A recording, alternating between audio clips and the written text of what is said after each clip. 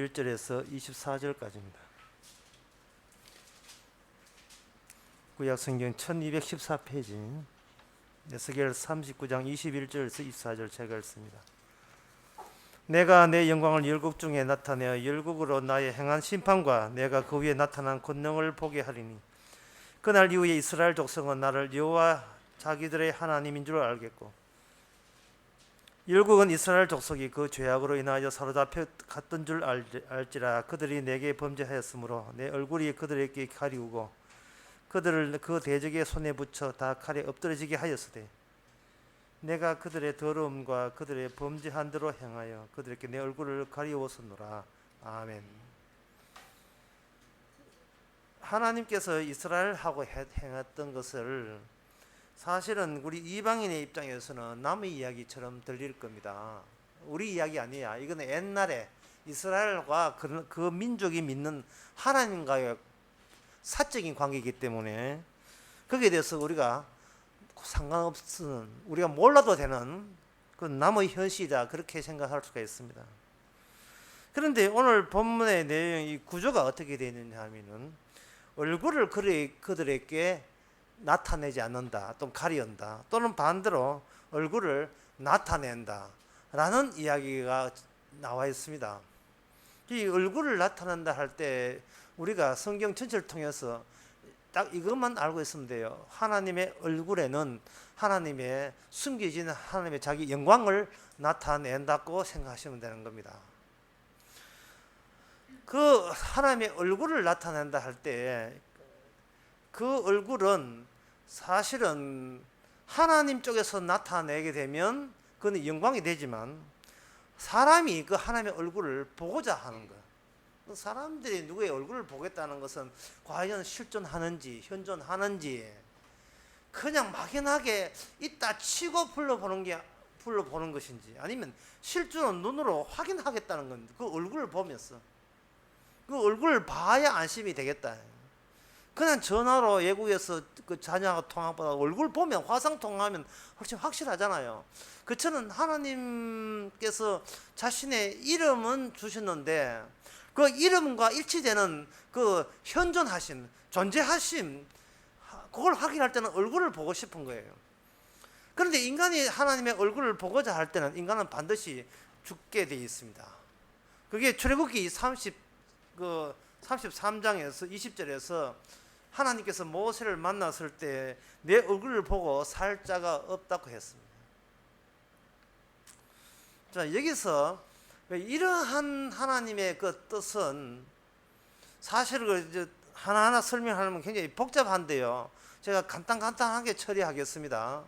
하나님의 얼굴을 보는 자는 다 죽는다는 겁니다. 그렇다면 하나님의 얼굴을 보고 다 죽는다면 그럼 하나님의 얼굴을 나타낸다면 결국 다 죽인다는 뜻인지, 그런 뜻인지 그게 상당히 이제 궁금하죠. 그런데 이렇게 생각하면 돼요. 그 얼굴을 나타낼 때에 그 얼굴과 함께 하나님의 영광이 나타납니다. 그래서 하나님의 영광을 나타내기 위해서 하나님 쪽에서 자신의 얼굴에 비친 영광을 비추게 되게 되면 그때부터 세상 사람들은, 이스라엘 사람들은 하나님의 얼굴을 못 보고 다만 영광만 접하게 되는 그러한 방식을 그들은 받게 돼요. 하나님의 얼굴을 보지는 못했지만 함께 있던 그 모세가 하나님의 얼굴은 백성들은 못 보지만 모세의 얼굴은 볼 수 있어요. 근데 모세의 얼굴에 나타난 하나님의 영광에 반사된 얼굴을 가지고 산에서 내려오면서 모세는 수건 가지고 자기 얼굴을 덮습니다. 그러면 어떻게 되느냐 하면은 우리가 모세의 얼굴, 같은 인간임에도 불구하고 저 평소에 늘 산 밑에서 늘 봤던 그 얼굴이 뭔가 어디 경유하고 오니까 어디 다니고 오니까 그 우리가 못 볼 얼굴로 돌변되어 있구나. 그렇다면 하나님께서 그 우리 이스라엘 인도하기 위해서 그 기껏 중보자로서 내세운 모세의 영광이 그 정도 이거늘 하나님의 영광 같으면 이거는 상상도 못하죠. 정말 하나님의 얼굴 만나면 죽는 게 맞구나 하는 거예요. 그러면 죽어야 되는데 왜 모세를 보냈느냐? 죽여야 되는 가운데서 살려내기 위해서 모세를 중보자로 보낸 겁니다. 이러한 이야기는 하나님의 얼굴을 보고 싶어서 인간들이 목각으로 또는 돌로 어디 형상화시키는 이 모든 이방 민족과의 차이성을 두는 거예요. 이방 민족들은 하나님의 얼굴을 어떻게 모사하느냐 하면은 자기들 가운데, 같은 인간들 가운데 좀 이렇게 KFC, 그게 치킨집 할아버지처럼 그 인자하신 분이라든지 산타크로스처럼 수염난 분이라든지 그런 인자 하여튼 좋은 건 다 갖다 해서 점잖게, 그렇게 금복주 달마도에 나오는 그 달마 얼굴, 그런 얼굴이 하나님의 대체용으로 사람들이 이렇게 합니다. 그것은 그런 얼굴은 인간이 감당할 수 있어요. 그러면 인간이 신을 믿으면서 그 신의 현존이 있다는 얼굴이 있어야 된다는데, 그 신의 현존을 인간들이 그런 식으로 생각해서 신의 현존을 감지하면 그것도 신앙에 도움되지 않겠느냐, 이렇게 생각하는데, 여기서 이제 근원적인 성경의 하나님에 대한 큰 오해가 바로 거기서 발생되는 겁니다. 왜냐하면 인간은 자기 자리를 건전하고 괜찮은 곳이라고 생각하고 자기 자리에서 신을 찾게 돼요. 그러면 지금 내 존재 자체라도 괜찮은 존재인데, 게다가 하나님까지 믿고 예수까지 믿으니까 얼마나 자기 스스로 생각해도 대견스럽습니까? 나 같은 인간 천국 안 보내주면 천국 갈 사람 아무도 없을 것이다, 그렇게 장담하는 거죠. 그런데 뭘 바꿔야 돼요? 뭐냐 하면은 낯선 우주적 환경을 바꾸어줘야 될 배경부터 바꿔야 돼요. 그 배경 바꾸는 것이 요한복음 1장 4절 나옵니다. 빛이 왔음에 어두움이 깨닫지 못하더라.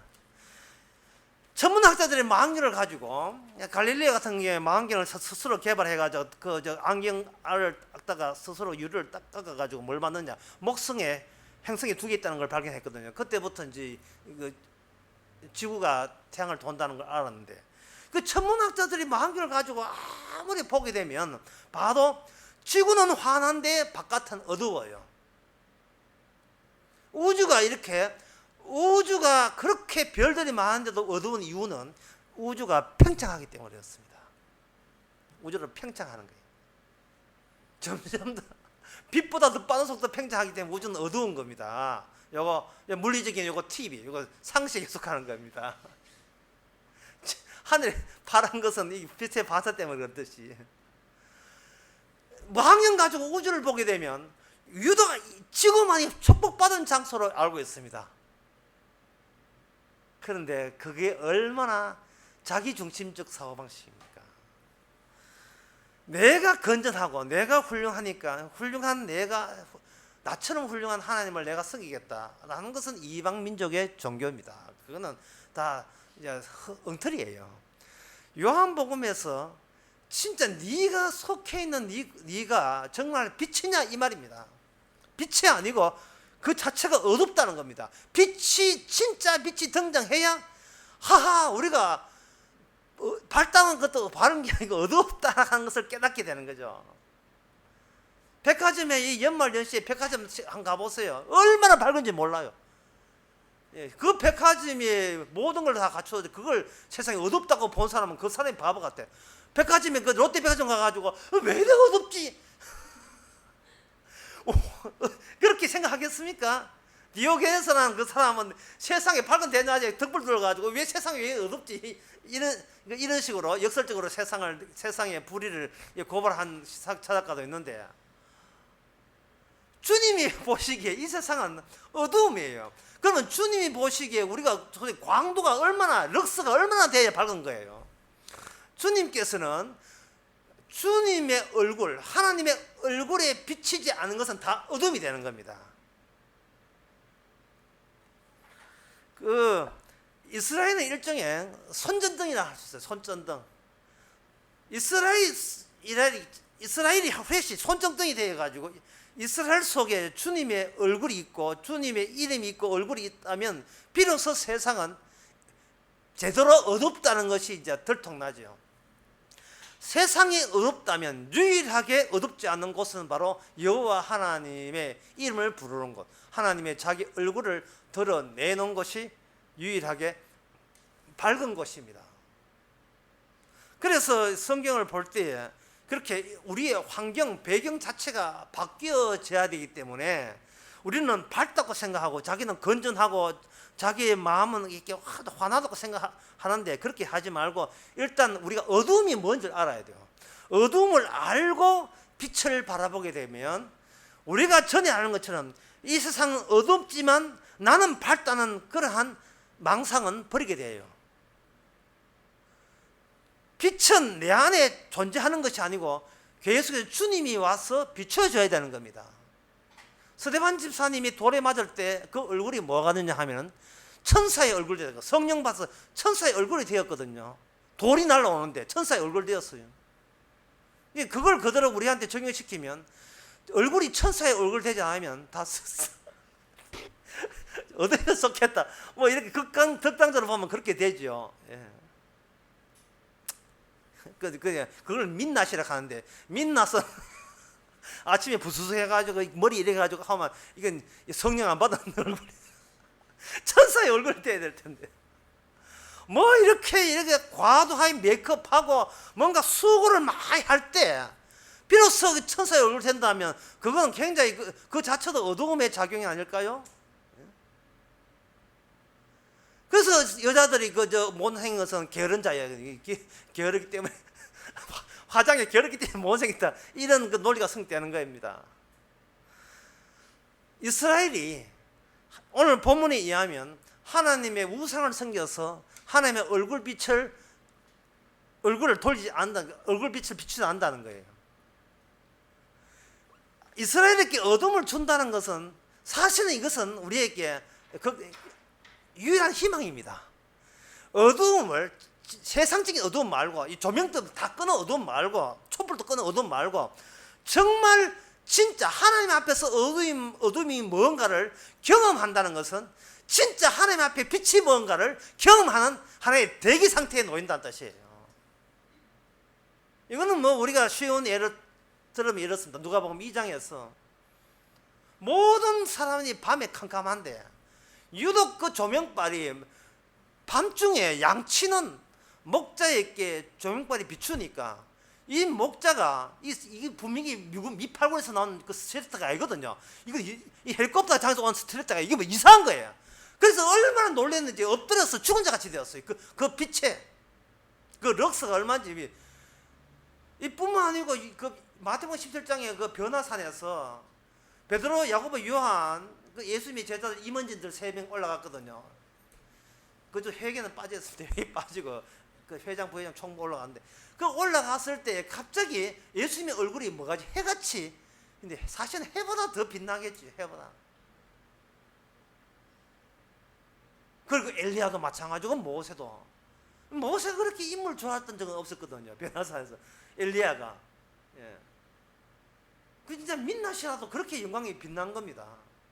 주님과 함께 있으니 너무 좋아서 초막셋을 짓겠다고 뭐 콘도 사업할 일이나 거기서 초막셋을 짓겠다고 베드로가 제안을 했지만 한순간에 확 날아가죠. 우리가 자기가 극한적인 어두움인 것을 깨닫지 못하면 자꾸 우상을 만들게 되었어요. 그래서 자꾸 지어내가지고 저 정도 인자하면 하나님일까? 저 정도 잘생겼으면 꿈에 본 주님이 주님일까? 꿈에 본 건 충분히 막이라 보면 돼. 저 정도 인자하면 그 어떤 사람은 어느 정도로 쏘가 넘어가느냐 하면은요. 그냥 우연히 중국의 눈밭에 갔다가 사진 한 우연 찍었는데 보니까 허연 수염난 아저씨인지 할아버지 한 40대 초반쯤 모습이 나와가지고 그걸 예수님 보고 싶었는데 예수님 봤다는 거예요. 예수님 보고 싶다 하는 것도 잘못이고 예수님 얼굴 보면 죽어요. 근데 그 사람 몰라요. 얼굴 보고 싶다는 건 그것도 문제고 우리 카메라 찍은 것도 문제고 그걸 딱 벽에놓고 이 집에 우리 또 하나의 식구는 주님이다 해가지고 밥 하나 할 때 밥 하나 밥그릇 하나 빈그릇 하나 만들어 놓고 그 사진 앞에 해가지고 그걸 이제 게스탈트 심리학에서는 뭐냐 배경과 정경이 혼란이 일어나게 되면 전에 하던 구체화된 것이 전부 다 구체화를 빼놓고 나머지는 배경으로 바뀌고 그러니까 그런 사진 찍으려면요 제가 여러분한테 요런 거 가르쳐줄게요. 도배새로 해놓고 도배지를 가만히 보세요. 거기에서 완전히 사자도 나오고 원숭이 나오고 거기에 김일성도 나와요. 김일성이 오바마 오바 다 나와요. 거기에 내 얼굴도 나오고 문이 이미 입각된 우리 머릿속에 있는 그것을 유추한 것을 강제로 억지로 끄집어내면 그 모습 아는 게 없어요. 더구나 놀라운 사실은 예수님에게 수임이 없다는 사실을 그 사람 몰랐던 겁니다. 예수님의 수임 난 것은 AD 500년경부터 나왔지 그전에는 수임이 없었어요. 얼마나 보고 싶어 해요. 소비자가 보고 싶어 하니까 장사꾼들이 그걸 사진 찍어가지고 생산해가 팔아먹은 겁니다.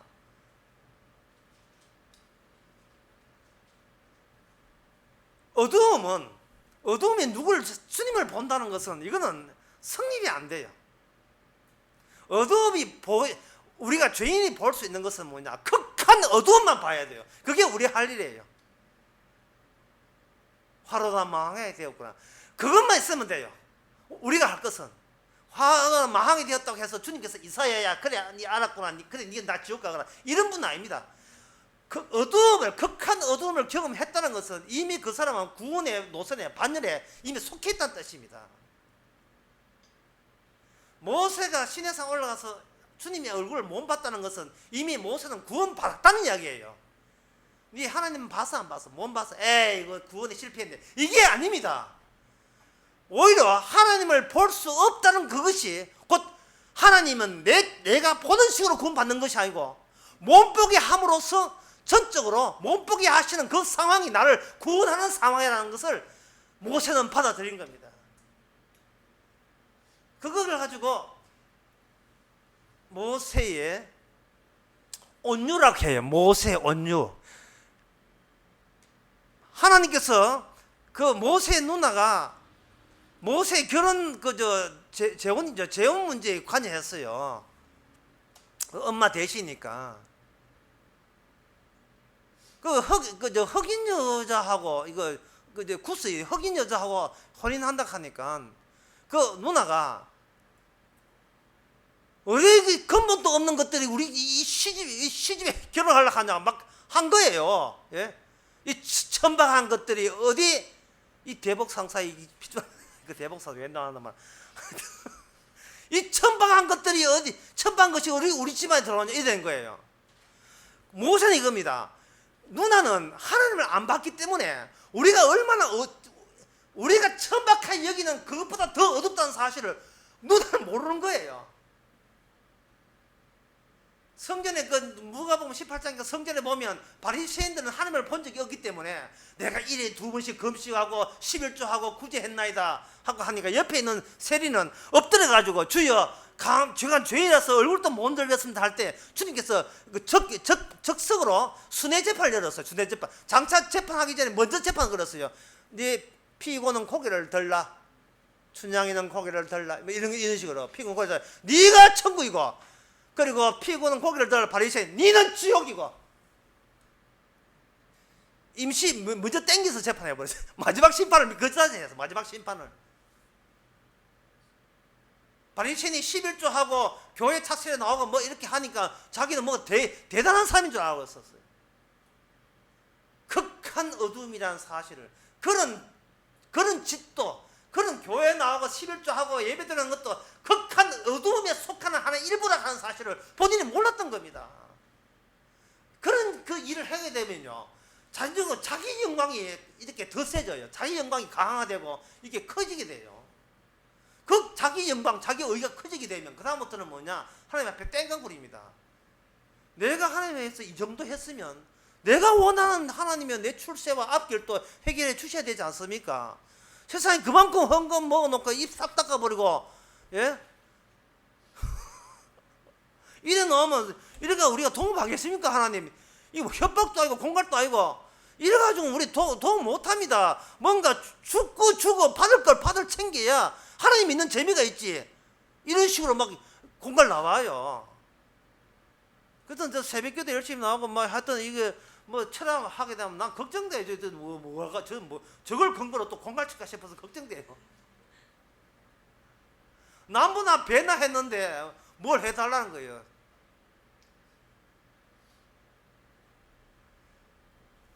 목자에 있어서 하나님의 천사의 영광을 보고 난 뒤에는 그때부터 목자한테는 두려움이 없습니다. 세상에 어떤 인간도 두려움이 없습니다.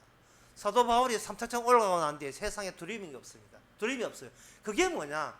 그게 중보자적 기능입니다. 주님께서 우리에게 찾아온 것은 혼자 구원받으라는 게 아니라 바로 모세 같은 기능을 하라는 겁니다. 이 세상에 있어. 여러분 어둠입니다. 이사야가 화로다 망하게 되었구나 하고 주의 영광을 보고 난 뒤에 이사야 입상에 가 보면 이사야는 벌거벗은 채로 그것도 3년 동안이나 특히 3년 동안이나 애굽에 가서 복음을 전했지요. 3년 가면 남자한테는 트라우마 같은 거예요. 군대 생활 3년. 3년 가면 제대하고 난 뒤에 30년보다 군의 3년이 더 길어요. 심리적 시간이 그래요. 군에 제대하고 난 뒤에 달력에다가 가입하는 인간은 없습니다. 언제 또 예비군 훈련 나오나 이래 하지 않습니다. 그냥 군에 간 사람은 전부 다 가입해요. 제대 언제 하는지. 애굽에서 이사야는 바로 주님의 지시에 의해서 그걸 했을 때에 억지로 하라면 뭐 합니다. 그러나 이미 알았어요. 빛의 세계는 따로 있다는 겁니다. 빛의 세계는 따로 있기 때문에 이 어둠의 세계에서 어둡다고 이야기하는 것은 이거는 본인의 주특기라고 이거는 어렵지 않다고 본 겁니다. 야, 너 어두워. 너 끝났어. 끝난 거야. 이걸 아주 쉽게 할 수 있었던 겁니다. 누가 이 어두운 세계에 누가 갖고 제가 가겠나이다. 손 들고 제가 가겠나이다. 이사야는 전설에 의하면 이사야는 처참하게 죽었어요. 톱으로 켜 죽었다고 되어 있어요. 전설에 의하면 그건 성경에 나오니까. 다만 히브리서 11장에서 톱으로 켜는 것과 할 때 그 톱이 누군지는 모르지만 하여튼 성도로서 자기 일을 하는 데서 그러한 큰 수모를 당하는 겁니다. 그 목자가 양치해야 될 목자가 양을 버려두고 베들레헴에 아기 태어난다고 갑니다. 그게 바로 하나님의 영광의 효과예요. 주님의 영광이 함께 있습니다. 도대체 두려운 게 없어요. 겁나는 게 없습니다. 뭘 봤거든요. 하나님의 영광을 봤거든요.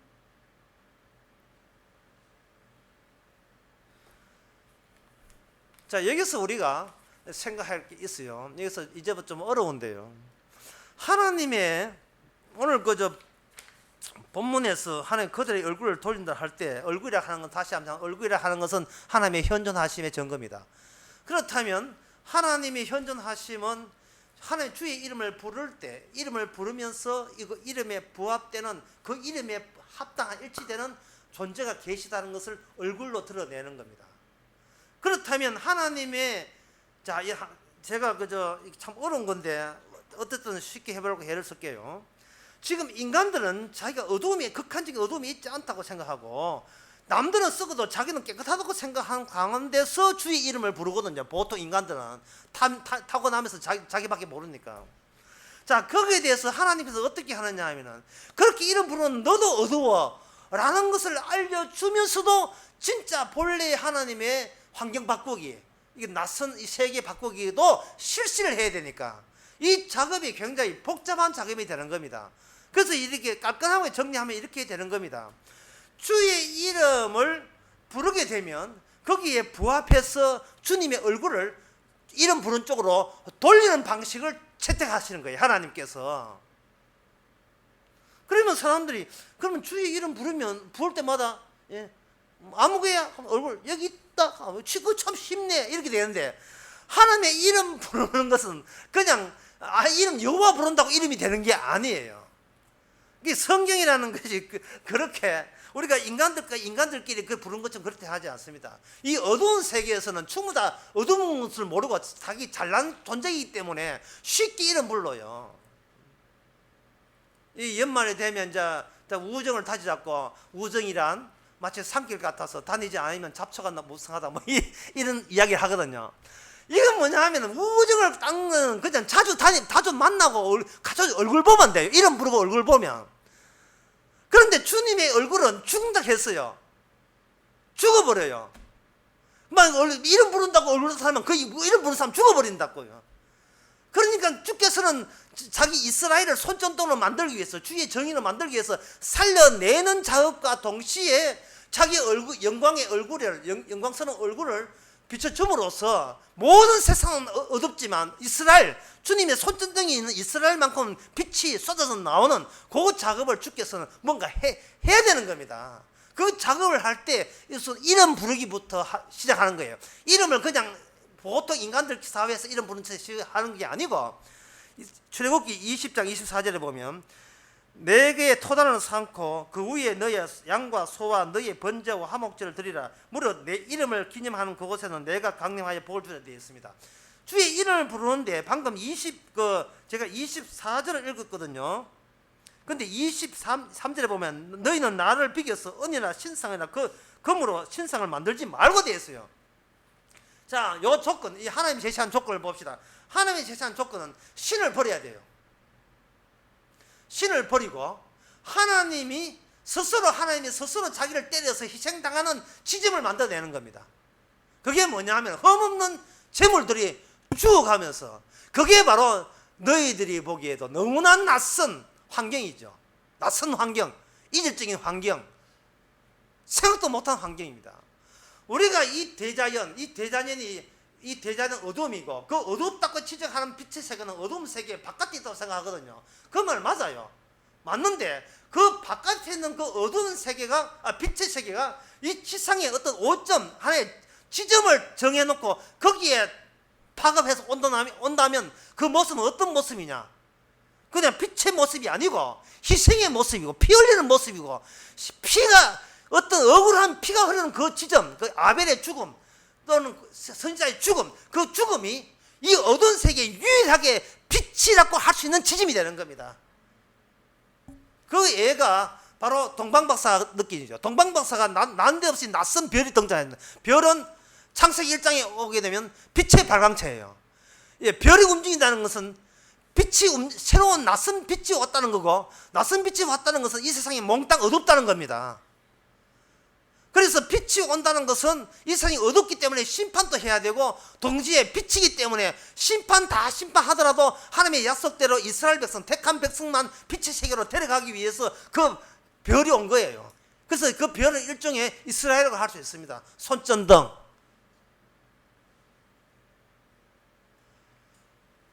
하나님께서 이름을 부를 때에 이름을 부르는 그 지점이 바로 제사되는 지점이거든요. 그것까지는 이제 이해되지요. 그 다음에 그러면 제사 드리면 이름을 부르면 얼굴이 나타나지 않습니까? 나타나죠. 최초의 성경에서 하나님의 얼굴이 나타난 지점이 어디냐? 놀랍게도 하나님의 얼굴이 아니고 천사의 얼굴이에요. 그게 어디냐 하면 제사 지내는 제일 중심부에 다시 말해서 스랍이라는 천사가 속죄소에 두 얼굴을 맞대고 있는 지점이 나와요. 그리고 그것이 나중에 커지면 성전이 되고, 성전은 에스겔에 보게 되면 1장에 보면 그것이 바로 하나님의 빛난 영광성이 있습니다. 거기에는 바퀴가 있고 온 우주의 소리보다 더 큰 소리, 울림과 소리가 그 보호자에서 흘러나옵니다. 요한계시록 1장에 보면 주님이 말할 때 무슨 소리 같다? 물소리 같다 하죠. 그 물소리를 하는 것은 뭐냐면 창세기 때 땅이 있기 전에 바다밖에 없는 그 바다의 소리의 총합이, 그렇게 예수님만이 천지를 창조하신 창조주가 된다는 뜻입니다. 그게 확실한 배경이, 이 우주에 있게 된 빛의 배경이고 환경이에요. 이제 중요한 것은 우리가 그걸 아는 게 그걸 지식을 아는 게 아니고 실제로 그 뜻을 품고 이 지상에 뭔가 움직이는 손전등을 찾아가요. 손전등. 깜깜한데 고만 움직이는 손전등. 그런데 그 원래 이스라엘이 하나님의 이름을 부르고 성전에 있는 이스라엘이 그걸 했어야 되는데, 시편에 보면요, 너희들이 우상 섬기면 난 얼굴을 돌린다는 대목이 많이 나와요. 다시 말해서 그 주님의 얼굴은 우상을 섬기는 곳에는 이름을 불러도 소용없어요. 그런데 이스라엘 사람은 아담의 족속이라 하나님 섬기지만 내용 까보면 전부 다 바알이에요. 아세라고 내만 복받고 복받으면 된다는 거예요. 내가 세상적으로 원하는 것을 달라고 그런 식으로 뭐 철회하고 그런 식으로 하는 거예요. 그러니까 그것은 멸망돼야 됩니다. 멸망되고 난 뒤에 주어진 것은 그 역할, 그러면서도 하나님의 약속은 끊어져서는 안 되기 때문에 그 이스라엘이 멸망한 이스라엘 자리에서 새롭게 피어나는 분이 누구냐? 이스라엘 손에 의해서 살해당한 분이 이스라엘 속에서 다시 삶 안에 부활하신 분인데 그분이 하나님의 아들입니다. 옛날 모세 역할, 엘리야 역할을 이제 아들이 하는 거예요.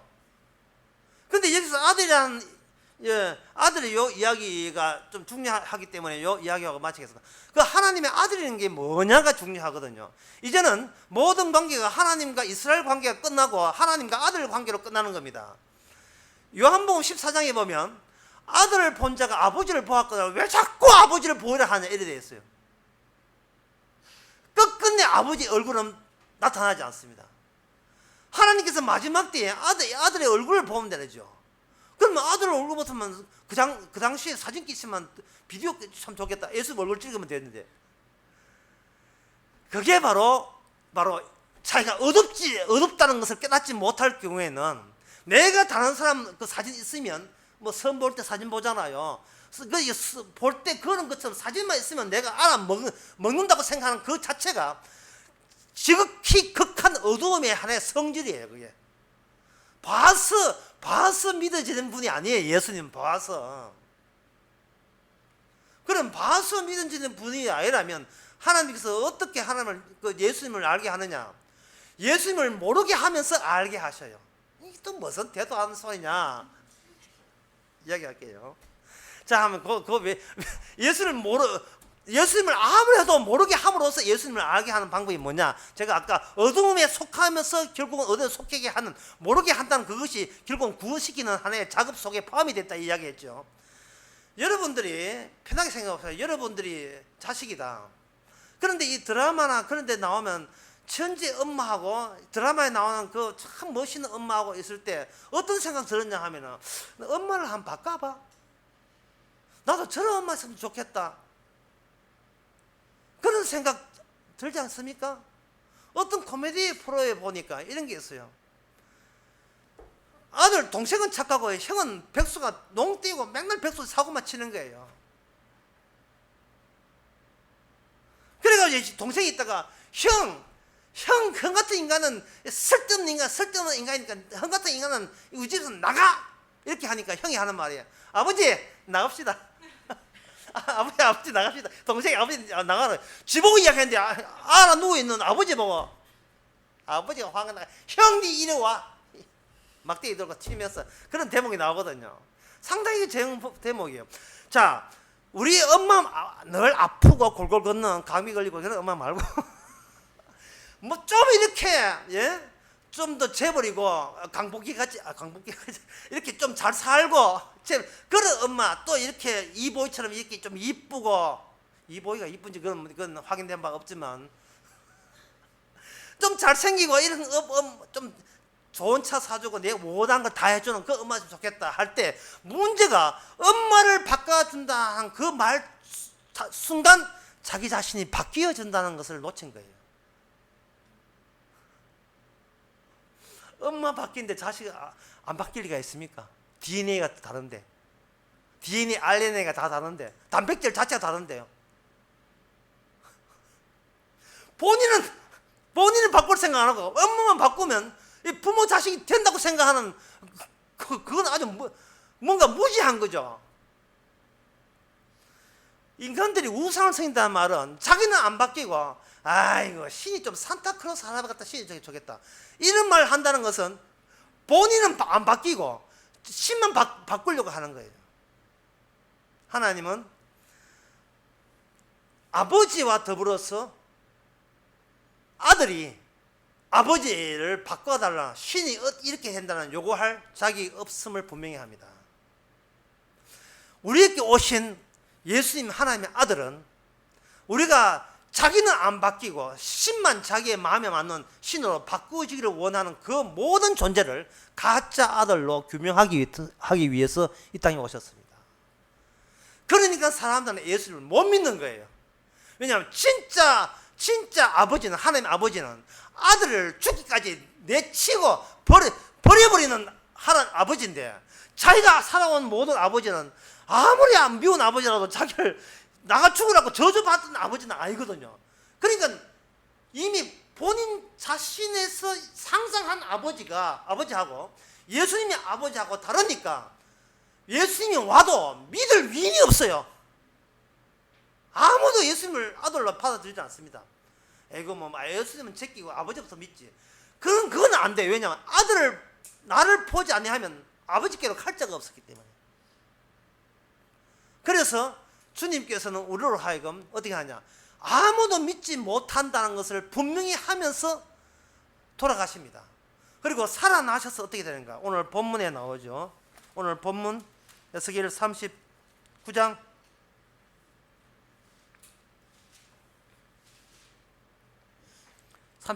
29절에 보면, 내가 다시는 내 얼굴을 그들에게 가리우지 아니하리니 이는 내가 내 신을 이스라엘 족속에게 쏟아붓는다. 하나님의 신, 성령이 오게 되게 되면, 전에 우리가 어둠이었네, 내가 알던 하나님은 이거 엉터리였네, 나는 하나님 예수님 제끼고 아버지하고 바로 상대하면 될 줄로 알았지. 내가 바뀌어야 된다. 내가 근원적으로 어두움에 속한 자가 되고 내가 죄인이 되어야 된다. 사실은 나를 죄인 되게 하시는 그것이 바로 나를 구원하시는 진짜 살아계신 하나님의 엄청난 복이라는 사실을 우리는 깨닫게 됩니다. 그러면 우리는 목자가 되면서 세상에 아무것도 무섭거나 두려워할 게 없어요. 이미 이 땅에 오신 십자가를 알았기, 하나님 지짐을 받기 때문에, 빛이라고 할 수 있는 지짐을 보았기 때문에, 그 피와 살을 먹고 마시기 때문에 그것이 귀한 줄 알고, 그게 양식인 줄 알고, 그걸 먹고 마시는 자에게는 생명이 있으리라. 정말 이거는 누가 알았어요? 아무도 알지 못하는 그 십자가의 복음을 사도 바울은 전했던 겁니다. 기도하겠습니다. 하나님의 아버지, 이름만 불렀지 어떻게 실존하는지를 몰랐던 우리, 그 이름에 합당한 그 영광은 찬란한 영광이 아니고 독생자의 죽으시는 영광인 것을 누가 알았겠습니까? 하나님의 아버지, 멋있는 하나님보다 추하게 죽으시고 희생당하시고 피 흘리신 그분이 우리의 구세주인 것을 믿게 하옵소서. 예수님의 이름으로 기도합나이다. 아멘.